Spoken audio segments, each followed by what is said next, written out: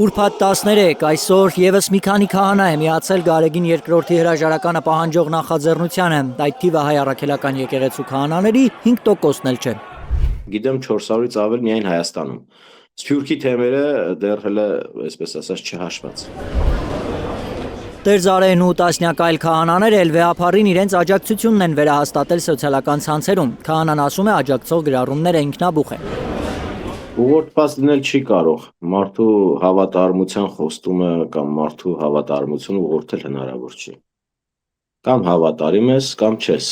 Բոլորը դեմ են այդ ասում։ Թեոդոսիայի Սուրբ Սարգիս եկեղեցու հոգևոր հովիվը ուրացման համար է մեղադրում քահանաներին, նրանց կոչանում վերադառնալ կանոնական դաշտ։ Որտեղ իշխանությունների նպատակը այսօր կանգնել են հակառակ ճամբարում։ Տղմուտ գետի հակառակ ափից են մեր հետ հաղորդակցվում, այդպես ասեմ։ Այդ մարդիկ թո չմոռանան եւ լավ հիշում են Սավուղի եւ Դավթի պատմությունը։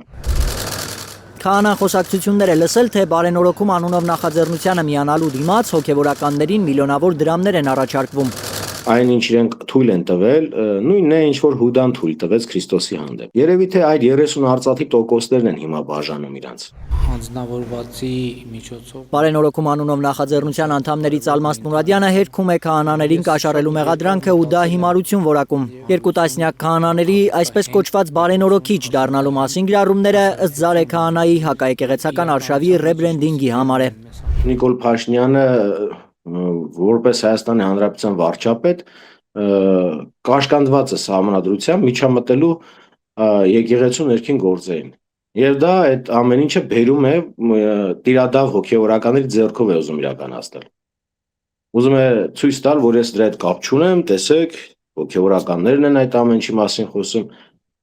բայց հասկանում ենք մենք քամիները որտեղից են փչում։ Քահանան ասում է նորություն չէ, որ տիրադավ հռչակված եպիսկոպոսներին աջակցող քահանաներ կան։ Երկու տասնյակ քահանաներից շատերը հակաեկեղեցական արշավի առաջին օրերից դիրքավորվել են որպես Փաշինյանի կողմնակիցներ։ Միացող հոգևորականները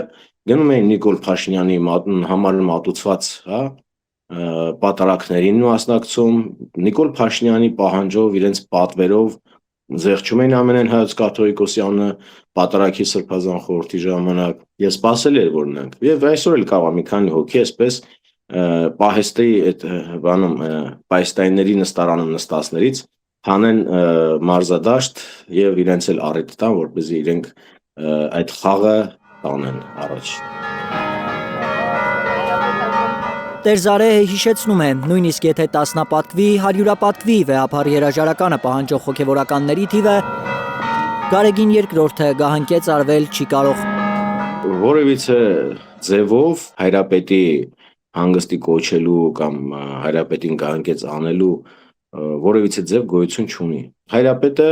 ցմա է, ցկյանս կաթողիկոս է։ Զարմանում է քահանան, թե ինչպես են հոգևորականներն անվավեր համարում Գարեգին II գահակալությունը, եթե շարունակում են ծեսեր անել նրա օրնած Միրոնով։ Այդ քահանաները վեհապար հայրապետի օրտնած Միրոնով մկրտություններ են անում իջև այսօր։ Իրենք էլ դրանով օծված են մեծ մասը, բացառությամբ մի քանի հոգու մեր մեջ հոգևորականներից։ Ու իրանք դուրս են եկել ամենայն հայոց հայրապետի դեմ, խոսում են նրա ընտրության անվավերականության մասին, ուրեմն թո չմոռանան, եթե ամենայն հայոց հայրապետը անվավեր է կամ ապօրինաբար է ընտրվել, ինչպես իրանք են ասում, ուրեմն իրենք էլ անվավեր քահանաներ են։ Փաշինյանն ու իրեն աջակցող հոգևորականներն անվավեր են համարում Գարեգին II կաթողիկոսի որոշումները։ Այսօր վարչապետը հայտարարել է, թե չի ընդունում վեհապարի այն որոշումը, որով Մասյացոտ ընթեմի առաջնորդի պաշտոնից ազատվել է տիրադավ հռչակված Գևորգ եպիսկոպոսը։ Ըստ Նիկոլ Փաշինյանի Գարեգին II կայացրած որոշումները առոչինչ են եւ Գևորգ Սրբազանը շարունակում է մնալ թեմի առաջնորդ։ Եվ խնդրում եմ արարողությունը եզրափակել կառույցը։ Գարեգին II որոշմամբ է 2021-ին թեմի առաջնորդ նշանակվել Գևորգ եպիսկոպոսը։ Նա Մասյացոտ ընթեմի առաջին առաջնորդն էր։ Հիմա թեմի առաջնորդի տեղապահ է նշանակվել Մայրաթոռի միաբան հայր Ռուբեն Զարգարյանը։ Ալբերտ Սերոփյան, Հենրիկ Համազասպյան, Աշոտ Մնոյան, Գագիկ Տեր-Ղազարյան, Հայլուր։